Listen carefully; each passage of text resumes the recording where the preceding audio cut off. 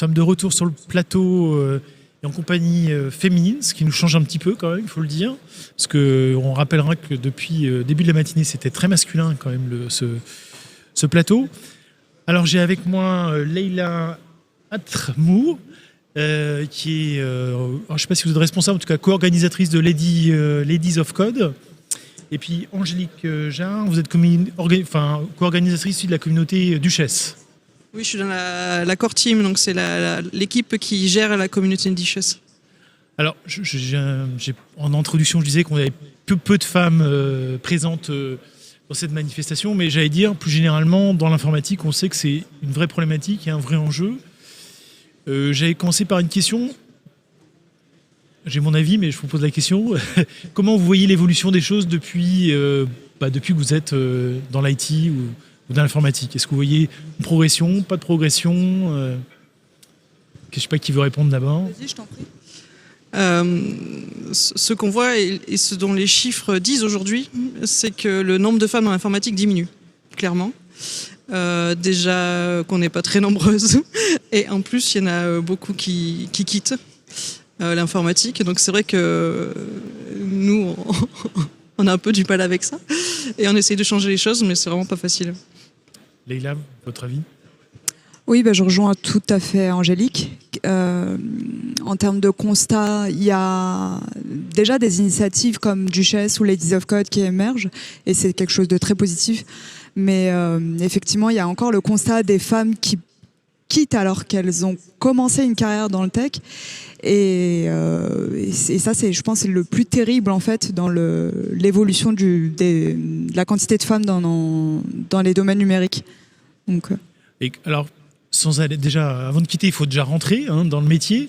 Et déjà, quand il y a une école d'informatique qui est partenaire de cet événement, et quand vous regardez, il y a assez peu de jeunes filles ou de jeunes femmes qui sont présentes. Donc aujourd'hui, il y a clairement un blocage au niveau des jeunes filles et des jeunes femmes pour aller dans l'informatique, alors que tout le monde a un terminal numérique. C'est pas un peu paradoxal? Enfin, je ne sais pas quelle est votre vision de ces choses. Il y a de plus en plus d'initiatives aussi qui s'adressent aux jeunes filles, et aux personnes au lycée, je suis désolée, c'est très perturbant le retour de son. Donc il y a de plus en plus d'initiatives qui permettent de cibler justement des personnes jeunes pour pouvoir les attirer. Effectivement, c'est pas en terminale, c'est trop tard. L'enjeu, c'est de parler dès le début en fait, de leur montrer que y a toute cette diversité-là de métiers qui sont possibles. Il y a des actions comme Viens voir mon taf qui encourage en fait des jeunes de 3e à développer leur réseau et à se mettre en contact avec des personnes qu'elles connaissaient pas forcément. Et typiquement, on a eu pas mal de jeunes filles comme ça qui ont découvert des métiers dans le numérique. Il y a Elle Bouge aussi, il y a Révèle, une autre association qui est vraiment cool, qui cible les jeunes filles en quartier populaire pour leur montrer la diversité de métiers possibles. Donc ça, oui, il y a beaucoup d'initiatives qui commencent. Et après, effectivement, c'est un boulot à part entière.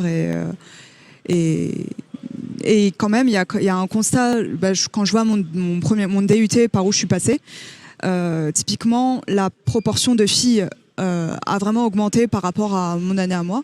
Et il y a des initiatives à l'IUT qui se sont mises en place pour vraiment instaurer des moments entre les jeunes filles de la promotion pour parler de leurs problématiques déjà sur les bancs de la fac, pour vraiment les encourager à persister dans le domaine et à y rester.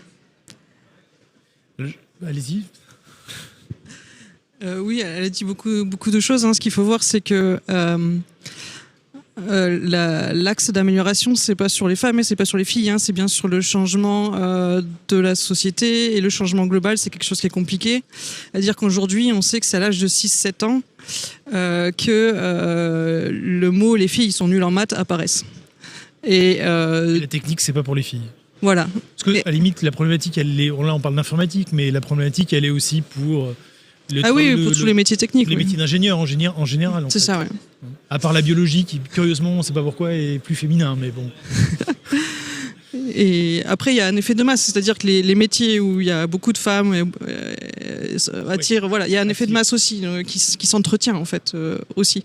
Donc l'effet de masse d'un métier où il y a beaucoup d'hommes va entretenir l'image que c'est un métier d'homme aussi, donc, ce qui est le cas de l'informatique.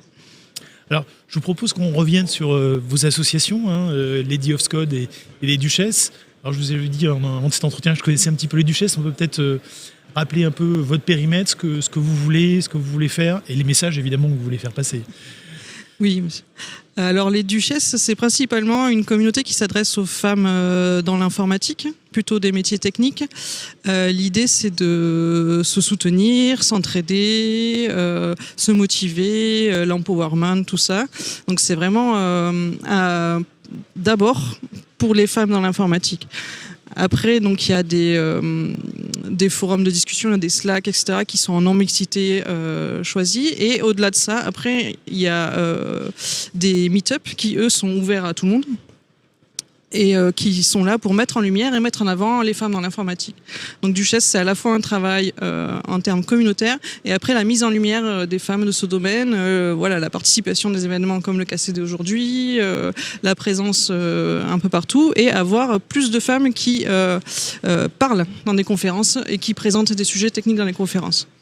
Vous avez, je crois, sur le site un certain nombre d'expertes référencés sur des thématiques, si mes souvenirs sont... C'est ça, on essaye de référencer au fur et à mesure. Après, c'est que du bénévolat, donc on essaye d'être évidemment à jour, mais c'est pas forcément à jour. Voilà.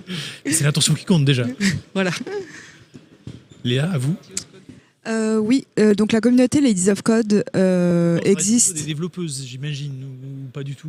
Alors, pas du tout, ça s'adresse aussi. On a aussi des data scientists dans la communauté, on a des métiers assez variés. Notre objectif, un peu comme Duchesse, c'est d'encourager les femmes à s'épanouir dans une carrière dans le numérique et surtout à y rester. Donc pour les outils qu'on fournit, donc on organise effectivement des meet-up.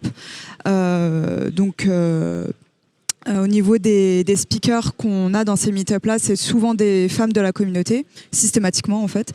On organise aussi des apéros, des moments d'échange qui se font en non-mixité aussi. On a un Slack aussi où c'est vraiment un outil pour échanger sur des bonnes pratiques de code et même sur d'autres sujets au global. Et voilà, au niveau de nos actions. Et on encourage aussi beaucoup les autres communautés, puisqu'il y a plein d'autres communautés Women in Tech.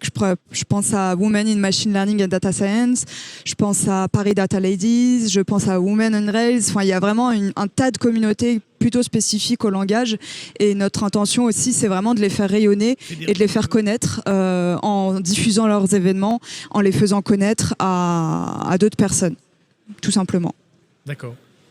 J'avais une dernière question, puisque vous m'avez donné l'opportunité sur le fait qu'un certain nombre de femmes quittent la profession, le secteur. Donc ça veut dire qu'il y a un petit problème, pour être poli, de management des carrières féminines dans la tech. Aujourd'hui, est-ce que aujourd'hui vous positionnez par exemple pour les entreprises appréhendent mieux l'évolution des carrières féminines dans l'entreprise ou est-ce qu'il y a des associations spécifiques là-dessus? Qu'est-ce qu'on peut dire sur ce point-là qui me semble assez important? Pour pas dire essentiel. Oui, après, il y a un problème de carrière globalement dans la société. Donc ça se reflète forcément dans l'informatique aussi, dès qu'on parle de position de management et dès qu'on parle de salaire élevé, en fait. C'est vraiment là le cœur du... Après, les entreprises, elles peuvent faire beaucoup de choses. Déjà, sur tout ce qui est information de tout le monde. Parce que là, on parle des femmes, mais il y a aussi très peu de représentativité selon les origines socio-économiques, raciales, etc. C'est pas que... Enfin, voilà.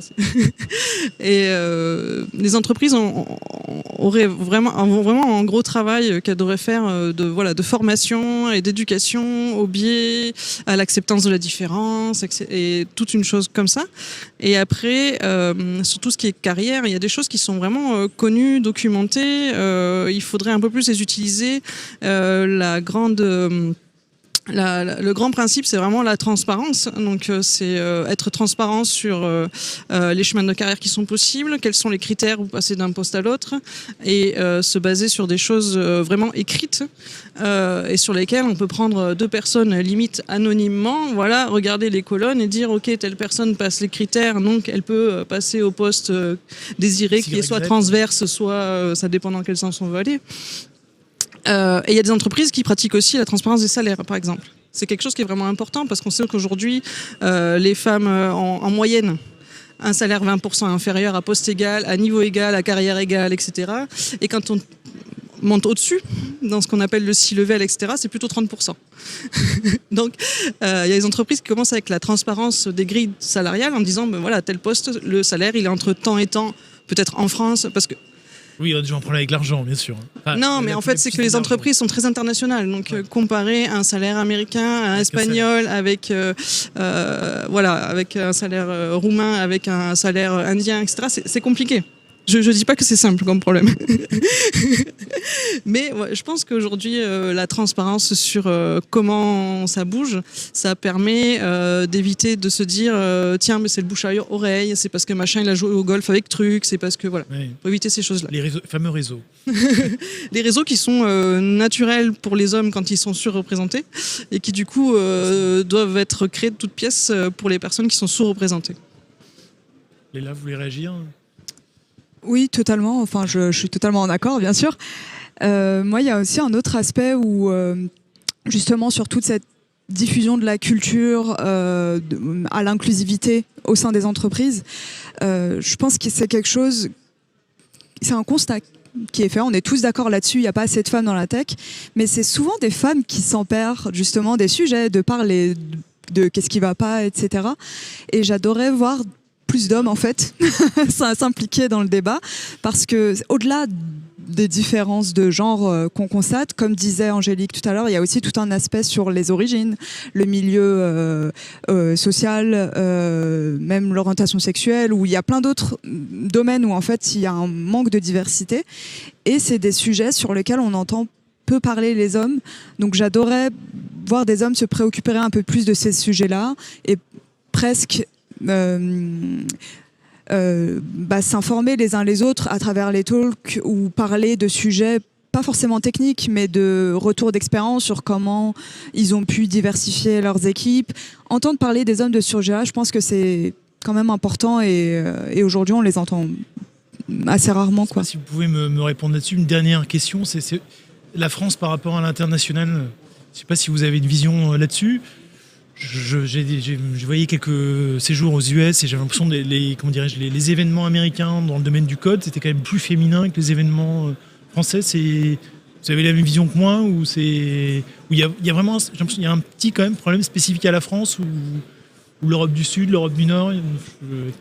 Déjà, je pense qu'en France, on a ce côté, on ne fait pas statistiques basées sur l'ethnie, parce que c'est considéré comme du fichage. Homme-femme, si. Oui, en homme-femme, mais je pense en origine, Oui, ça c'est sûr. où ça, c'est pas fait. Donc, il y a sur ce genre de sujet, je pense que aux États-Unis, typiquement, au niveau des meet-up, le fait de faire déjà avoir de la donnée sur ça, ça aide à prendre conscience du problème et à faire quelque chose. Et personnellement, au niveau de ce que j'ai constaté, au niveau de mes expériences aux États-Unis et au Canada, c'est effectivement qu'il y avait un peu plus de diversité à l'époque. Entre 2013 et 2016. Et oui, et déjà à l'époque, c'était un sujet. J'avais la sensation qu'on avait quelque chose de plus actif là-bas comparé à mon arrivée en France en 2016. Après, aujourd'hui, Angélique, c'est votre avis ? Je suis à ma deuxième entreprise internationale et le top management est américain. Et j'ai l'impression qu'ils sont plus stricts en fait. Ils laissent beaucoup moins passer de choses. Où en France on dit ah ça va, voilà. Et je pense que c'est pour ça peut-être qu'il y a un peu plus, il y a un pas supplémentaire vers la diversité et l'inclusion. C'est parce qu'ils sont un peu plus carrés que ça, enfin un peu plus stricts que ça que nous en France sur ces sujets. Et moi j'avais l'impression aussi que la culture tech est peut-être plus développée aux États-Unis par exemple qu'en Europe, où peut-être on a une vision un peu plus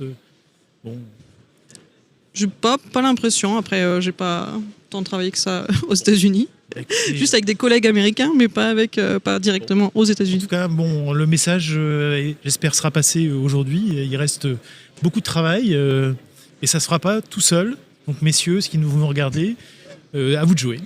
Merci en tout cas, mesdames. Merci de nous avoir reçus. Je vous en prie. À très bientôt. Merci.